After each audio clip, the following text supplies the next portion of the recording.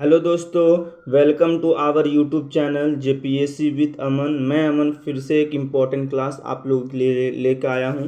यह क्लास जितने भी स्टूडेंट हमारे देख रहे हैं सभी के लिए हेल्पफुल होंगे। एंड इसका अगर आप पीडीएफ प्राप्त करना चाहते हैं तो जेपीएससी विद अमन टेलीग्राम में या तो आप व्हाट्सएप ग्रुप में इसे प्राप्त कर सकते हैं।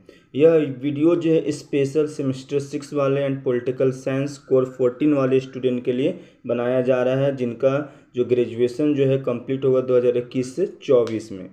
ठीक है, अदरवाइज अनदर यूनिवर्सिटी का भी देख सकते हैं। यह स्पेशल वीव्यू यूनिवर्सिटी के लिए बनाया जा रहा है। चलो, आज की टाइम को वेस्ट नहीं करते हुए आज की इम्पोर्टेंट क्लास को हम लोग देखते हैं। संविधानवाद की प्रमुख अवधारणाओं के वर्णन करें। ठीक है, संविधानवाद की जो प्रमुख अवधारणा है उनको वर्णन करना है। तो सबसे पहले आप लोग क्या करोगे, इंट्रोडक्शन से स्टार्ट करोगे आंसर लिखना। देखो इंट्रोडक्शन इजी वे में किस तरह से लिखा जाता है। देखो वाद जहाँ आपको देखो पहले समझ लो संविधान और संविधानवाद में बहुत ज़्यादा कन्फ्यूजन हो रहा है सभी को। तो पहले संविधानवाद का मतलब समझो।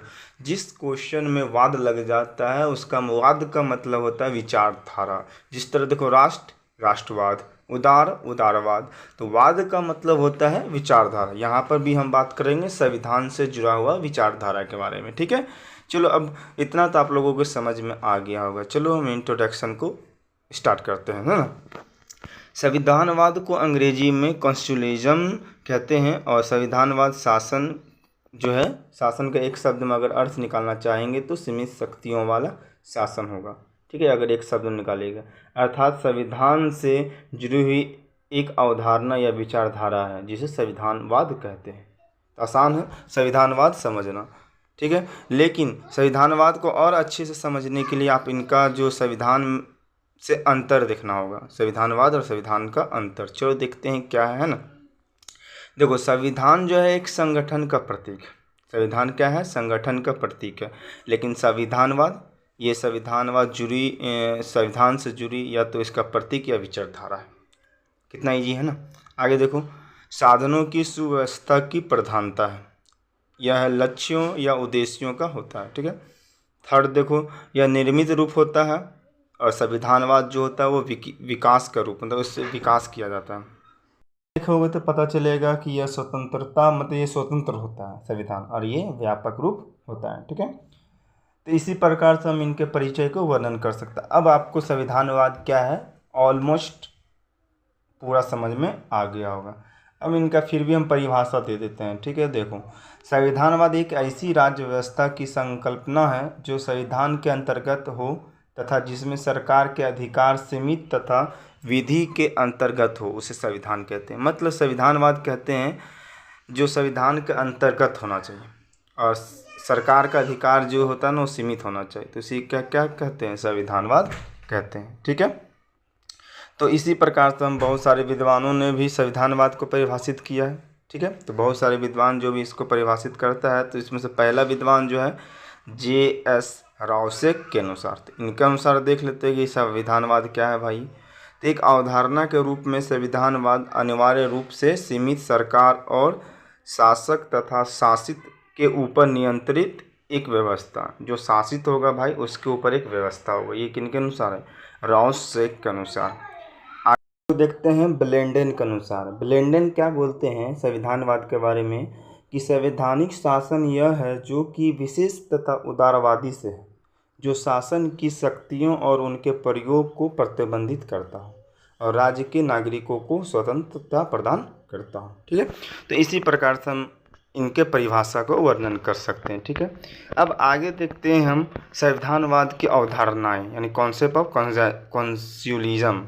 यानी संविधानवाद का जो पहला अवधारणा है वो है संविधानवाद की पश्चात अवधारणा। देखो इनके बीच में भी हम इसको डिवाइड कर दिए हैं, व्यक्तिगत स्वतंत्रता, राजनीतिक समानता, सामाजिक व आर्थिक। देखो व्यक्तिगत स्वतंत्रता हेडिंग बना के आप खुद से लिख सकते हैं कि संविधानवाद में व्यक्तियों को ज़्यादा स्वतंत्रता दिया गया, इस पर बल दिया गया, इस तरह से लिख। फिर राजनीतिक समानता भी लिख सकते हो। देखो अगर हम लिखते तो आंसर बहुत लंबा जाता। हम कोशिश करें कि वीडियो में ही समझा देंगे और आप लोग कोशिश करो लिख लो।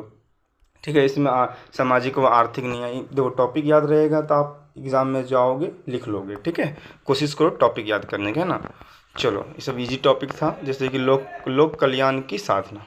ठीक है, हम लोग नेक्स्ट अवधारणा की बात करेंगे। इसमें भी हम मेन टॉपिक बताएंगे भाई। इसमें आप क्या करोगे, इससे आप टॉपिक याद करो और टॉपिक की हेडिंग बना के एग्ज़ाम में लिख सकते हो। थोड़ा थोड़ा हम समझा दे रहा हूँ, क्योंकि देखो आपको बहुत सारा लिख देते हैं और बहुत सारा टॉपिक पढ़ के समझाते थे, तो आप लोग थोड़ा सा कमेंट कर रहे थे कि सर टॉपिक को लिख के समझाने की कोशिश कीजिए। ठीक है, तो इस बार हम वही किए संविधान का अवधारणा में। ठीक है, चलो देखते हैं आप लोग कितना इसमें सपोर्ट करते हैं। देखो, संविधान की साम्यवादी अवधारणा, इसमें देखो उत्पादन व वितरण के साधनों पर सार्वजनिक स्वामित्व, सार्वजनिक का बात करेंगे। इसको हेडिंग बनाओ भाई, लिखो। जैसे देखो, संपत्ति का समान वितरण होना चाहिए, सभी में एक बराबर का हिस्सा होना चाहिए। इसके बारे में आप टॉपिक बना के लिखो।